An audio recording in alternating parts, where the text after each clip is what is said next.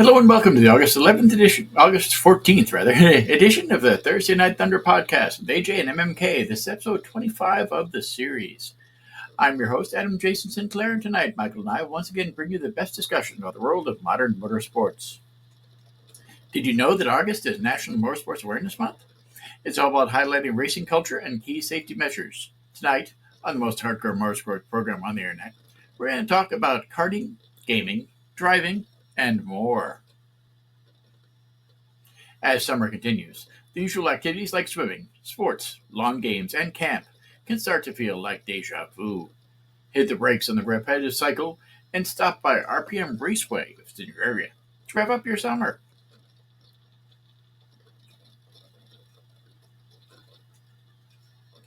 RPM has 4 locations, each offering a unique experience in Long Island, Jersey City, Stamford, and Syracuse.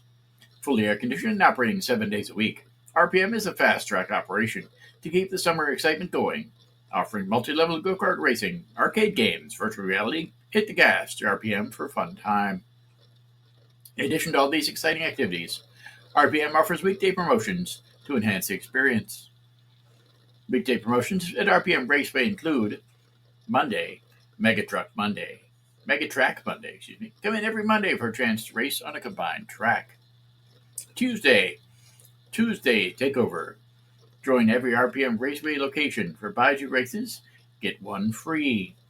Wednesday is Wednesday, half off arcade games all day. And Thursday is Champ of the Track Day. The fastest lap of the day wins 2 free races on their next visit.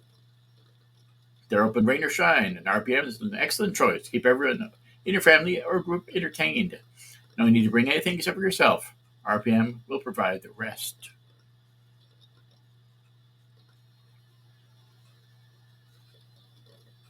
So if you're interested, head out to Long Island, Jersey City, Stamford, and Syracuse for your big go-karting needs.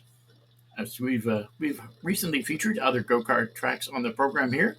So go ahead and let us know your favorite RPM Raceway or other go-karting experience on our Facebook page. You can find that at facebook.com/SD Thursday Night Thunder.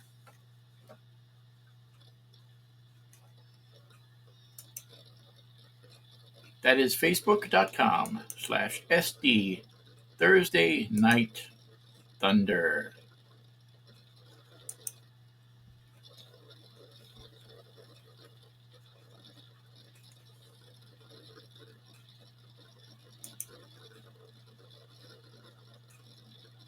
It was a busy weekend of racing this past weekend. Been a lot of good things on.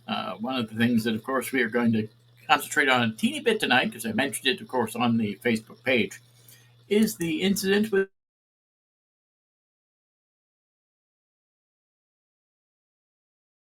the real definition of sliced bread, and that some people like to call Joey Logano. He can compete on any different circuit, any different sort of car.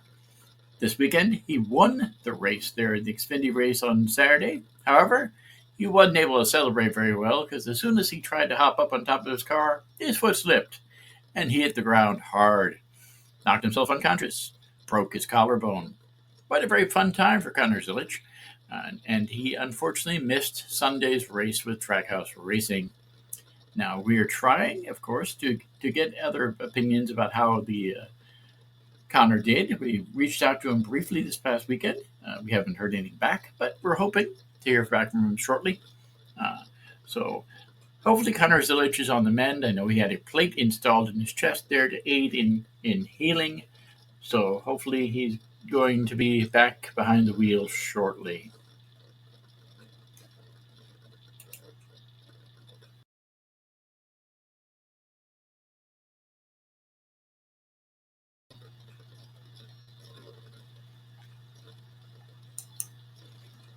Did any of you guys see the incidents this weekend with Connor Zilic? If you did, please go ahead and comment there live on the Facebook page at facebook.com/SD Thursday Night Thunder. Also this weekend, Will Power staked his claim to continue with Team Penske, while Alex Blue secured his spot among the legends of the IndyCar Series after a scintillating BitNile.com Grand Prix of Portland, presented by Ask ROI on Sunday at Portland International Raceway. Power earned his first victory of the season and the first this year for Team Penske, helping the legendary team avoid its first winless season since 1999 in the number 12 Verizon Team Penske Chevrolet. Power, who does not have a contract with Team Penske next season, finished 1.538 seconds ahead of the NTT P1 award winner Christian Lundgaard in the number 7 Arrow McLaren Chevrolet. It was the 45th victory of Power's legendary IndyCar Series career. I think it's just a big win for the whole team, Power said. We've had a rough year, and it's not really because we've been off the pace. It's just been unfortunate circumstances. It was a good, hard-fought win. Stoked. I've had a great career with Verizon and Penske, so I've really enjoyed winning for the guys and everyone I've worked with for a long time. It's awesome. Palou finished third in his number 10 DHL Chip Ganassi Racing Honda to clinch his fourth NTT IndyCar Series championship and third straight series title, joining Ted Horn 1946-48, Sebastian Bourdais 2004 through 2007, and Dario Franchitti 2009 through 2011 as the only drivers to achieve a three-peat. Palou's fourth Astor Challenge Cup in the last 5 seasons ties him with Mario Andretti, Sebastian Bourdais, and Dario Franchitti for third on the all-time championship list, behind only AJ Foyt with 7 and Scott Dixon with 6. It was also the 17th Series championship for Chip Ganassi Racing, tying it with Team Penske for the most titles in IndyCar Series history. It's unbelievable. It's crazy, said Palou. I couldn't be happier right now. This has been an amazing season, an amazing 5 years with CGR. I have no words to describe how grateful I am to everybody at CGR. I cannot wait for more. Graham Rahal finished the season best fourth in the number 15 Hendrickson International Honda of Rahal Letterman Lanigan Racing, while Alexander Rossi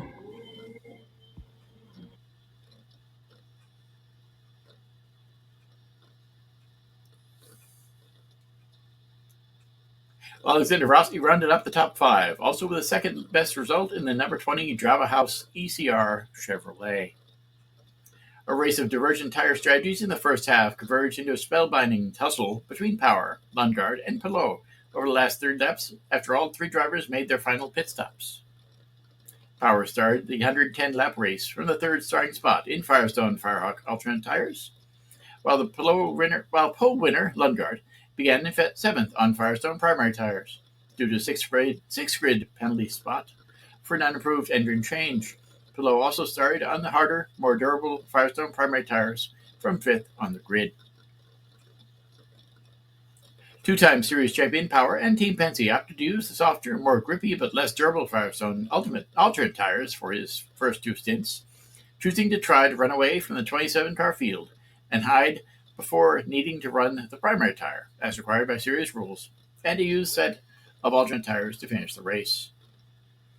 The strategy helped Power build a 20-second lead over Palou by lap 51, but then Power pitted at the end of lap 61 for the slower primary tires, and the chase was on for Lundgaard and Palou. By lap 74, Lundgaard had closed to within 1.1 seconds of Power. Palou was 9 seconds back, but fortified with nearly double the amount of push-to-pass overtake time as his 2 rivals up the track. Lundgaard made his final stop at the end of lap 79, taking on a fresh set of Firestone alternate tires. Power stopped for the last time a lap later with used Firestone alternates fastened to his wheels.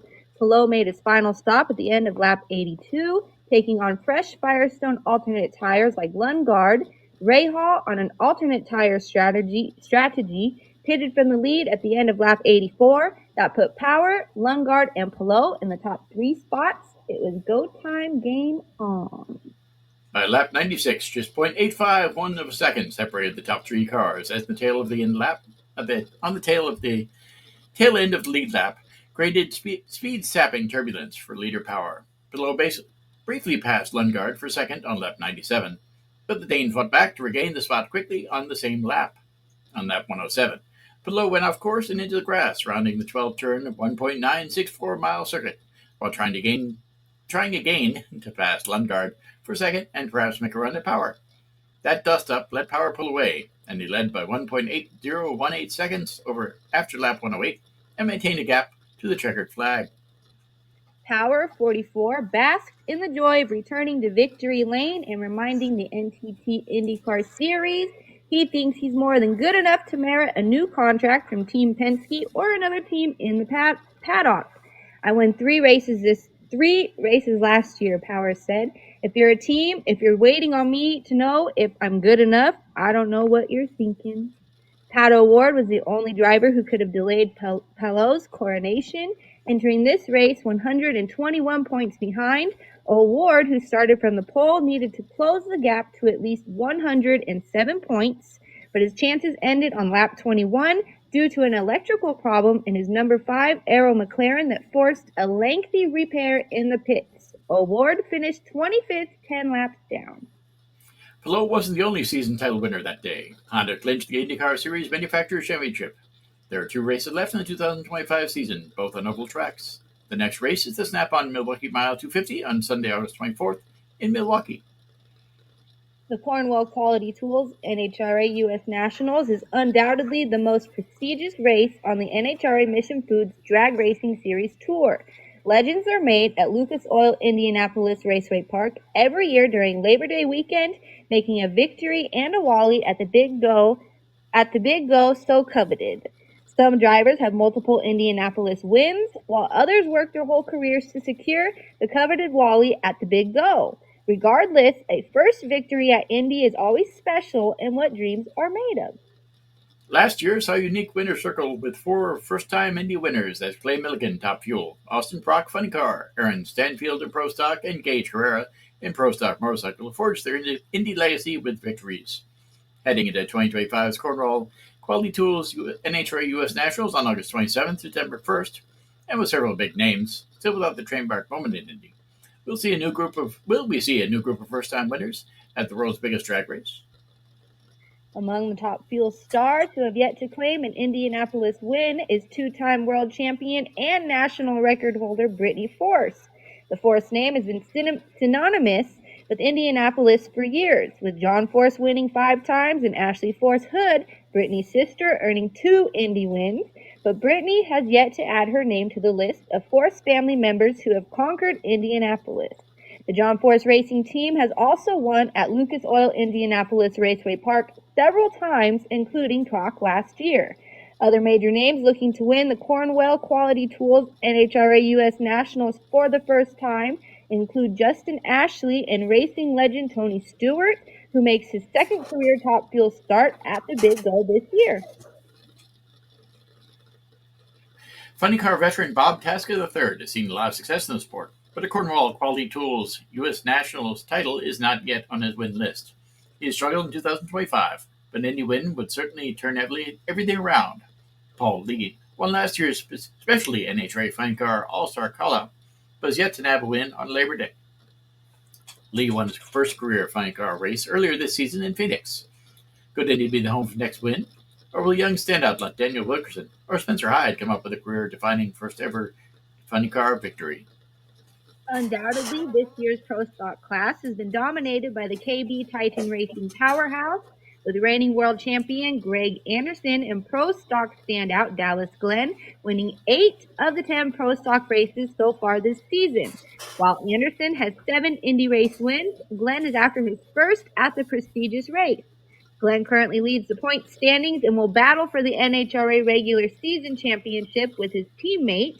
An Indy win would clinch that and hand the former Rookie of the Year the biggest win in what has already been an impressive career. Reigning Pro Stock Motorcycle champion Gage Herrera won his first Indy last season and once again leads the points this season. But second place belongs to his Vance & Nine teammate Richard Gadsden, who has won a pair of races in his second year in the category. It's been a breakout year for Gadsden. An Indy victory would be another major accomplishment for the championship contender. Other riders looking for a first-time Indy win include standouts Andy Smith, John Evaristo, and Chase Van Zandt.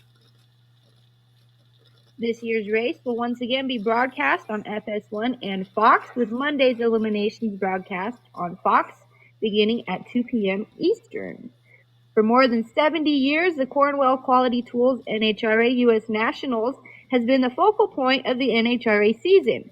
Racers flock to Indy for their chance at drag racing glory, and NHRA greats, including Tony Schumacher, Bob Glidden, Don Garlitz, Greg Anderson, Dave Schultz, and John Force, have solidified themselves as Indianapolis royalty with multiple wins on drag racing's grandest stage.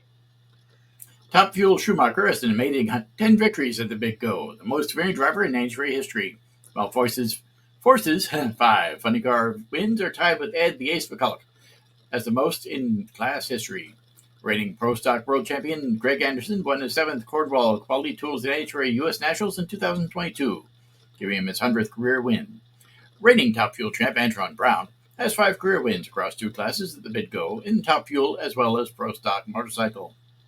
Indy offers something for every racing fan, including fans at the event to renew their tickets for the 2026 race will be given a special 75th anniversary replica championship ring. They will also be given the option to buy a commemorative ticket featuring several NHRA legends as NHRA looks to celebrate its diamond anniversary next season. They will also get the D-Cell NHRA Competition Eliminator Cash Clash. It's back at Indy, giving the comp eliminator drivers a shot at a big payout on drag racing's biggest stage. The Soxon Martin Heavy Challenge returns as the longest running continuous specialty race in NHRA history and features exciting heads-up wheel-standing side-by-side racing of Hemi-powered 68 Super Stock Dodge Darts and Plymouth Barracudas competing in the NHRA SSAH class. Lucas Oil Indianapolis Raceway Park will see more than 800 cars competing in the U.S. National Glory. From Top Fuel to Super Stock, there is a race car on track for any racing fanatic. An unforgettable Top Eliminator Club experience, including NHRA driver appearances,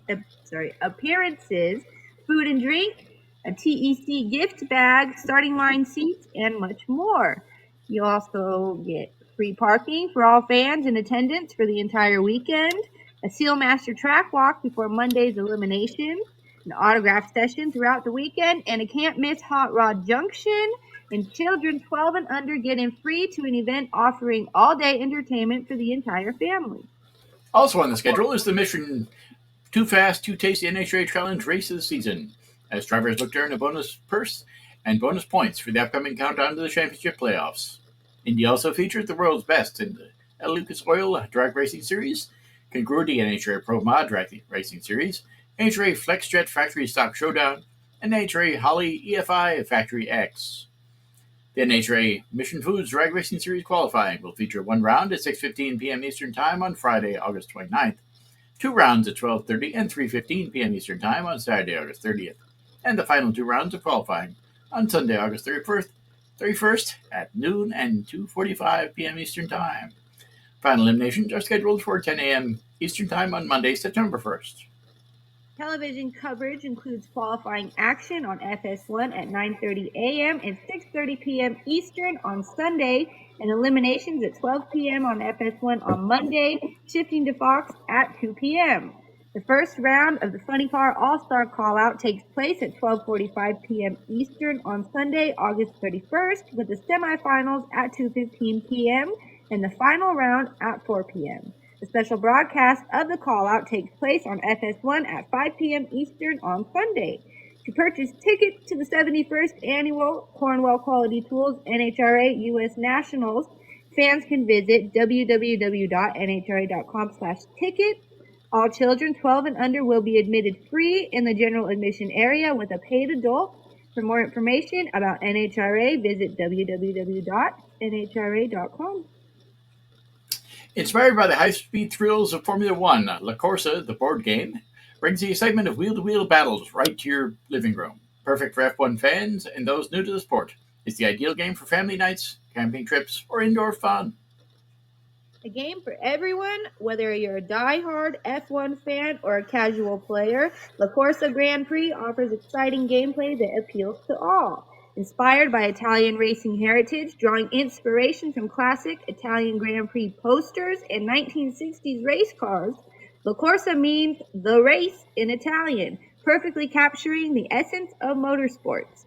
Simple, fast-paced gameplay, learn the rules in minutes and dive into the action. La Corsa delivers thrilling strategy and competition through a mix of bluffing, tactical positioning, and strategic planning, all while capturing the true spirit of racing.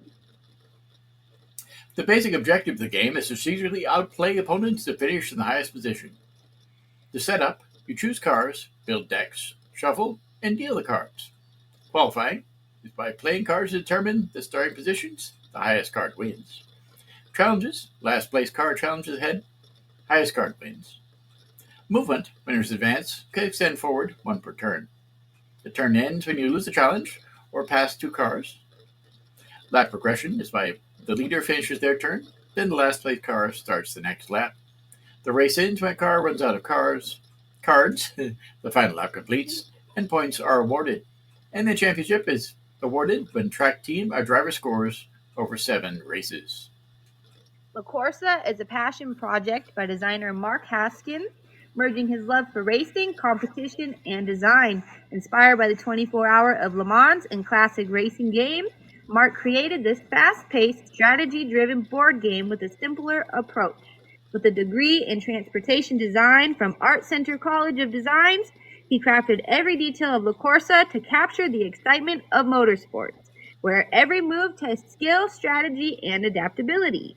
For $49, you can purchase La Corsa at lacorsagame.com. Looks like an interesting game. I haven't had a chance to open it up yet. I do have it sitting in my living room. It might actually, honestly, it might end up going to my cousin or something like that because he does do board games and game night and that sort of thing. But I think it'll be interesting. I think for anybody who's interested in motorsports and even people who are just sort of interested in board games, it could be a really fun thing. It could be really fun for Christmas. It could be really fun for your average race fan for their birthday, that sort of thing. So head to lacorsagame.com. Get your own copy. Looks pretty neat. This weekend, as I stated, was a really interesting weekend of racing. It wasn't very fun for Connor Zilic, however. I did see anybody who follows this show and pretty much anybody who follows motorsports or watches the internet or anything like that has probably seen him fall off his car. It was a highlight reel moment. It wasn't the best highlight of his career. I'm positive because he's had really good career finishes throughout the past several years. He's an amazing driver. He's talented in everything he drives, but he isn't talented in the victory lane celebration at Watkins Glen anyway. So it was a really interesting time for him, and I wish he had had a better outcome. But he is lucky that he only broke his collarbone. It wasn't any more severe head injury. I know you saw the incident there. What do you think of it? Have you had similar incidents like that in your past? You know, I'm just clumsy. I'm just really clumsy. So I haven't really had similar incidences like that because I've never won enough to jump out the driver's window and be all excited, you know. So no incidences like that, but you know, I've fallen off my mom's porch head first and stuff like that. So I don't know. I don't know. I just don't really know how to walk properly. Maybe I never learned. Not sure, but I understand his pain, and so there's that. But it was kind of sad. It was kind of sad, you know. I don't know. I don't know. I was really shocked. Like when I first seen that, I was shocked. But I'm also shocked that that doesn't happen more, you know. And I know his accident had nothing to do with like the car being wet or anything like that. His, you know, unfortunate accident, he got caught. It looks like to me in his window net. Mm-hmm. So, but I'm surprised it don't happen more. And I'm really glad that's all he walked away with because I just knew he was going to have some form of head injury. I don't know. So I don't know. I still don't quite know what to make of it because I'm still just like really surprised, you know? Is that the first time someone's fallen off their car? I think so. Yeah, I think that's the first time they've fallen down and at least hit their head and not gotten up immediately. So that was the worst thing was the fact he didn't get right up. He just sort of fell and he was sprawled out there on the ground for what looked like a few minutes. It was a not a very good thing. No, and I gather it was probably shocking for his crew members and stuff. Mm-hmm. I don't know, just yeah, this is weird. But I'm glad he's okay. Yeah. It looked really bad. It looked really bad. So I'm glad he's okay. What did you make of it? I don't know. I think it was just he should have been paying more attention to where his feet were. I think that's the main thing. I do think it was a little bit of moisture, but a little bit of just him putting his foot wrong and getting caught in the window net as you saw there. Um, Hopefully, the next time he does that, he doesn't.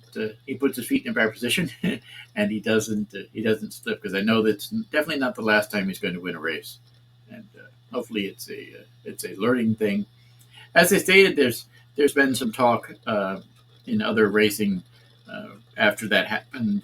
Some of the other series, not only in NASCAR, were kind of warning drivers to basically watch what they do in victory lane, make sure they don't fall, and that sort of thing.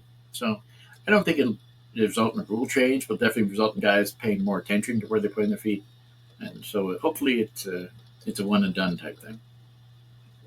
I thought it was cute, and if I was a Connor kid, I would probably be like, "Wow!"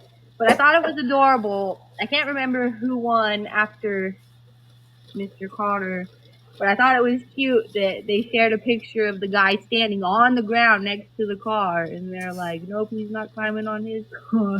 Yeah, So I Shane thought, Van Gisbergen, that was pretty classy. Yeah, that was funny. He did jump on top of the car after he crossed the finish line though. So he got his moment of standing up on top of the car, but it wasn't in victory lane. and you think we'll still see, like, I don't know. You don't see too many backflips anymore. But do you think you'll still see kind of some people that push their luck a little bit with their victory celebrations? I'm sure they will, but I'm sure they'll also be a little more careful. They don't want to pull a Connor Zilic there. That would be pretty bad. Yeah, yeah. That was just very surprising. Very surprising, and I'm sure surprising to him too. Yeah, I'm sure it was. And it wasn't. Well, we're on the subject of incidents. There, we got to talk a little bit about the incident at the NHRA race a couple weeks ago, where Sean Reed lost his left index finger. That was a serious crash as well in the Top Fuel car, where he slammed into the wall, lost his finger. Yeah. So he'll be out for a little while. He bumped his head, he bumped his chest, he had other things too. But the main thing was losing his finger. That's the permanent thing. So he'll be able to adapt to that. It's not a huge deal, but it's definitely a life altering thing, and hopefully he's able to move on from that. I did post a little bit about that on the Motorsports News and Views page this weekend. So, and he's got a substitute driver for the next few weeks, a guy who's done a lot of commentating for Fox. I do not remember the guy's name off the top of my head, but you can go ahead and check that out on motorsportsnewsandviews.wordpress.com. Check that out there. Um, I think it's lucky that more drivers don't have those sort of incidents in Top Fuel, especially, and in Funny Car. They are going really, really fast, especially now where they go more than 350 miles an hour in less than a quarter mile. That's insane, but it's kind of cool too, and they're going faster all the time. So that's kind of neat. In other drag racing news, hopefully, there for those of you who pay attention to the world of the International Hot Rod Association, the IHRA did post a little bit of news about Palm Beach International Raceway, but they pulled it down quickly. Supposedly, the Palm Beach International would be on the schedule for next season for the IHRA Nitro Championship Series. That'd be awesome if it was.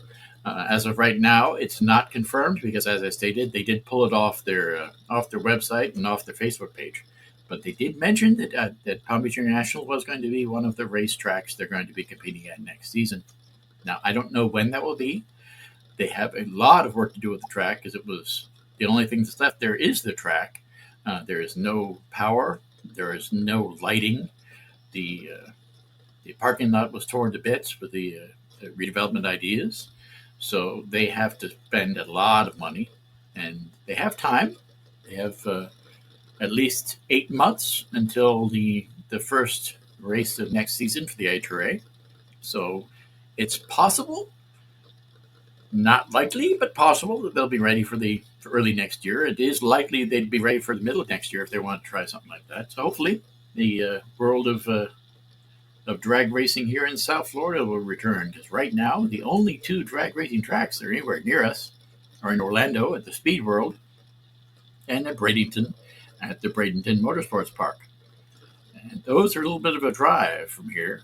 The Speed World is a little bit more than 3 hours up the road, and the racetrack in Bradenton is 4.5 if you're lucky, and you have to be lucky.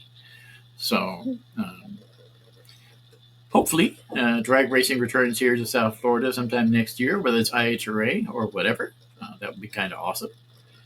But keep your eyes on the internet because there's news every day. Everybody ran with that, and they ran as far as they could. Flow Racing had a good article about Palm Beach International on there. Other motorsports pages as well. But Flow Racing is, of course, the one that I trust the most, and they're the one who did run with it originally. That the track would be back, so that's cool.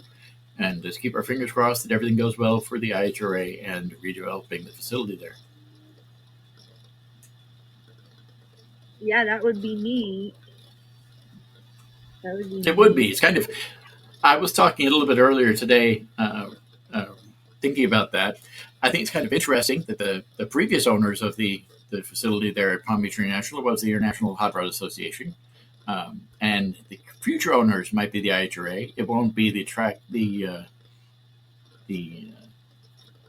organization itself. It will be the owner of the IHRA who's buying the tracks. But in a way, that's a good thing because it secures the sport there. It gives them a good place to compete. In a way, it's kind of funny that the IHRA fell off a few years ago and they lost their tracks. There's always a chance that the IHRA could do the same sort of thing again, whether it's quicker or whatever, and the track gets built up and all of a sudden it closes. So, knocking on my pressed board desk here that it lasts a little bit longer this time, that it's another 50 years of being open and not another 50 months. So we'll see how that goes. Should be really good. Like I said, the South Florida needs that. There have been options in the past couple of years for redevelopment there that the county should have taken advantage of and other things, but it just didn't happen. So hopefully it goes through. Hopefully it works out, and hopefully it's a nice future for racing here in South Florida. So that's the way it is. Let's see how that goes. In other news, I think that I did a little article about Jimmy Johnson competing there in they're driving the unlimited hydroplane in Washington State. That looked pretty cool. You might want to check that out at motorsportsnewsandviews.wordpress.com. Did you have a chance to see any of that? I know it was on TV a little bit. They did a lot of articles online about it. And I know it's not very far from where you were. I watched a little bit of it. I wasn't there, but I did see a little bit of it. It was all over the internet, and it was all over. And anyways, yeah, it's kind of cool. It's just I don't know. I don't know that we would have ever expected to see Jimmy Johnson in something like that. So I think that's pretty cool. Yeah, it is. I think it's a great thing, and I think the fact that that's how we got started, a little bit of how we got started and interested in motorsports, is really awesome too. And like I said, I hope that the world of hydroplane racing can expand a little bit. They had a heyday in the '80s. They fell off a little bit in the '90s, and now it seems like they're picking back up again. So that's pretty awesome. Hopefully, they have a chance to expand a lot. That's my hopes anyway. So it should be a good thing.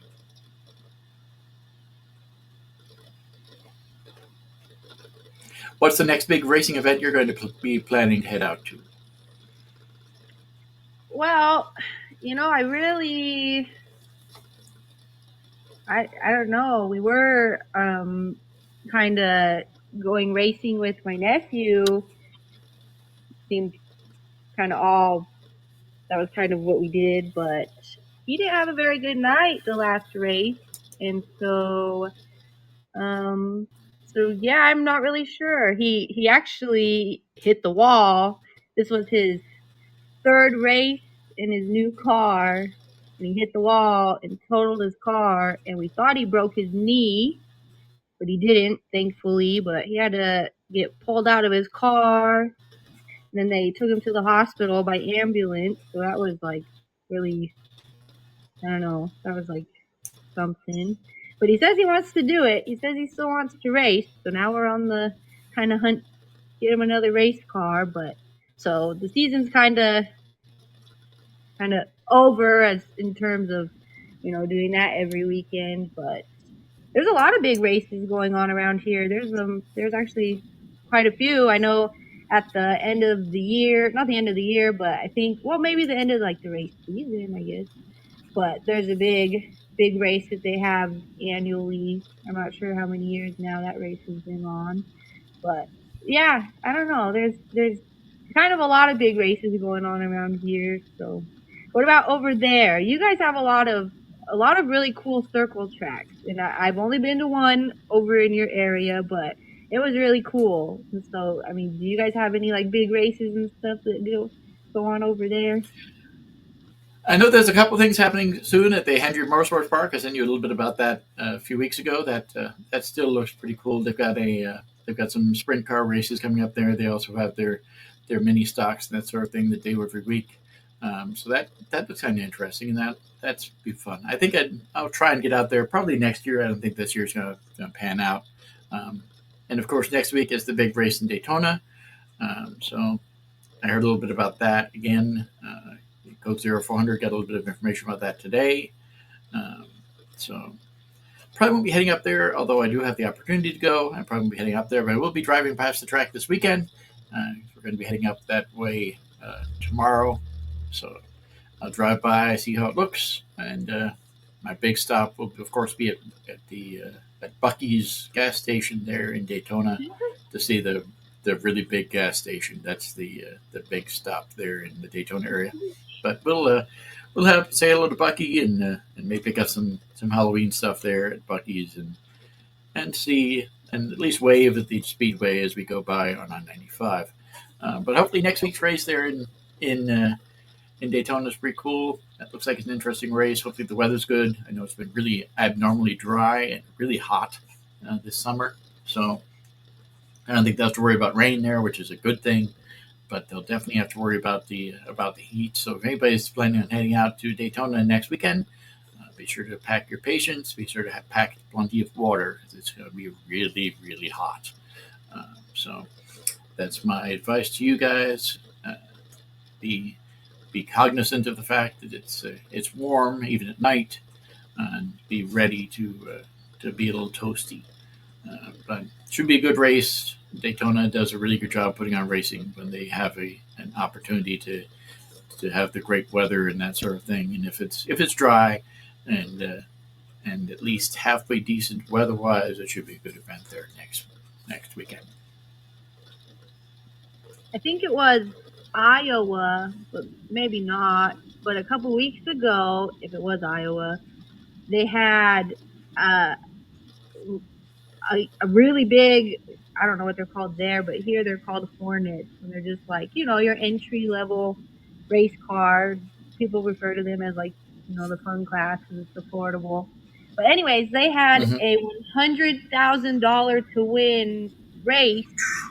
And I guess they Mm-hmm. had over 200 entries for this race. So they had to have, I think they said they had races to get in. And I think it was like, I don't know, they had a bunch of heat races to get all these cars around the track for their race to get in. And anyways, I think that's pretty cool. I've never heard of a track paying, a class like that such such a high purse to win. And anyways, and I don't know, I just thought that was kind of interesting. So if you get a chance and I run across it again, I'll send it to you. But it looked really, really neat. It looked really cool. Yeah, it seems like a good idea. It's a great way to get people involved in the sport and get people excited about racing. That sounds like a really good idea. I think that's good. Yeah, I hope they do it again. And yeah, it sounded like they had Mm-hmm. a really good turnout. I don't know how many laps it was. I believe it was like I'm not even going to try to guess. I'll have to send it to you, but it looked like it had a Okay. cool turnout. Yeah, it seems like it. We were talking a little bit earlier in one of the articles here about the racing in Milwaukee is taking place in the end of the month. I wonder. Hopefully, they're able to get that cleaned up because Milwaukee had historic flooding there this past weekend, and they actually had probably about 4 or 5 feet of water flowing on top of the Milwaukee Mile there in West Dallas, Wisconsin. So hopefully they're able to clean that out. It's been some really nasty weather there in the middle of the country. And hopefully that's not the case for the race in another 10 days. Yeah, you're right. It might take a little bit of effort, but I'm Yeah. sure, assuming the weather allows, maybe, but maybe they'll get it in. That'd be pretty cool. Yeah, I think they should. Considering they had the Milwaukee Bruins baseball game, where while there was flooding in the parking lot of up to 3.5 feet of water sitting in the parking lot there of the sports arena. I think that they'll figure it out. But it's a Mother Nature sometimes is not a sports fan, and I hope that hopefully they're able to work that out. Yeah, maybe Mother Nature will allow just this one. That's it. So, are you a race car driver, crew chief, pit member, track owner? Maybe you're a huge fan of the sport. Contact us, get your spot on the show. After all, you deserve your 15 minutes of fame, and we'd love to hear from you. The easiest way to do that is to head to Thursday Night Thunder Podcast.podbean.com. Check us out there. We got all the information about the show, past episodes, and the contact information. So that's the best way of finding us there. If you're interested, be sure to check that out. Also, be sure to check out past episodes of Thursday Night Thunder by visiting Facebook at facebook.com/SD Thursday Night Thunder. Listen to previous episodes of this show at Thursday Night Thunder Podcast.podbean.com. You can also go to Podchaser, iHeartRadio, Boomplay, Spotify, Player FM. You can go to YouTube to find it at youtube.com/ForMorePlums. That's FABORPLUMBS. You can even find us on other streaming sites. I believe we're available on Google Play now. So you can check all that out by going to Thursday Night Thunder Podcast.podbean.com. Got a little icons up on top of the page. Shows you everywhere you can download. But pretty much everywhere you can download a podcast, you can find us now. If you'd like to support the show, be sure to check out the fan club feature on the Podbean app. Visit podbean.com/user-live-fan club/112-3570-DPDY4 or simply go to facebook.com/SD Thursday Night Thunder for more details. It's one of the posted pinned links up at the top of the page there. I also invite you to check out my racing news site at motorsportsnewsandviews.wordpress.com. Posted a lot of stuff this past weekend, so be sure to check this out there.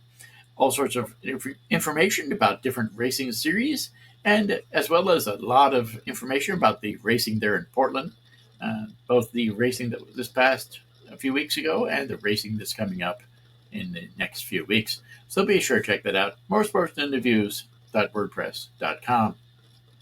In addition, if you're a fan of South Florida and who isn't, be sure to check out the latest news and information about my slice of paradise at my travel blog for Warplum's Fantastic Finds, which can be found on Facebook by checking at facebook.com/FOBORPLUMBS Fantastic Finds, on Twitter by going to @PBHappening, and by heading to for Warplum's Fantastic Finds.wordpress.com. Thank you for listening, and we look forward to seeing you again next week in the Thunderdome as we discuss the major issues in the world of modern auto racing. Thanks again, and have a great night.